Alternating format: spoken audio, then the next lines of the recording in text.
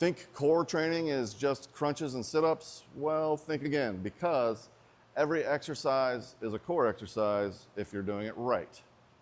Here's the deal. You must brace your core properly during almost every lift or exercise movement. And no, core bracing isn't just sucking in your stomach or holding your breath, which I see far too often here at the gym. Real bracing starts with your breath. We're talking about diaphragmatic breathing, deep belly breathing, not that shallow chest breathing that most people do. And you have to do it while keeping your core tight and pressurized. That's the foundation of a resilient core. Plus, it keeps your back safe under load. Today, I'm going to show you exactly how to practice this.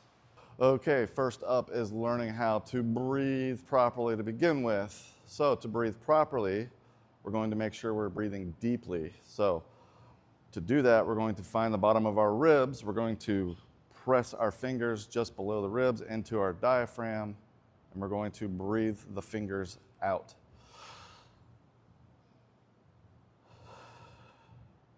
You want your belly to expand.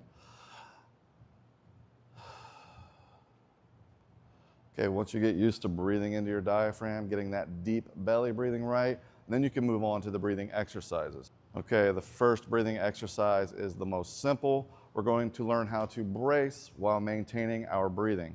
So to practice bracing, we're going to press into our sides with our hands with some pressure.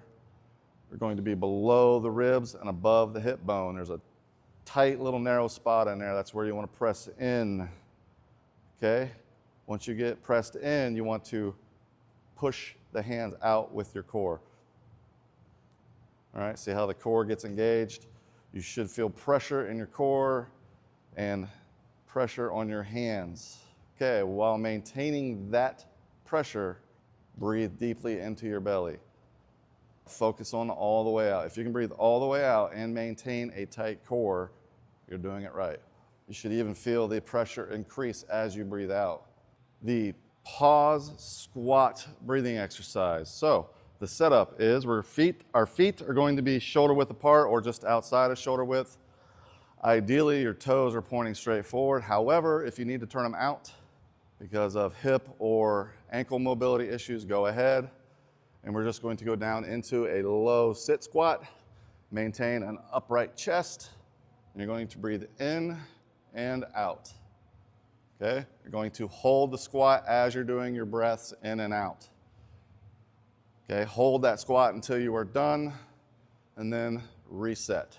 All right, the TRX breathing exercises. Setup's really easy. Should be connected high on the wall. You're going to step back until the straps are tight. Going to hold the handles by your chest. They should be directly over your feet.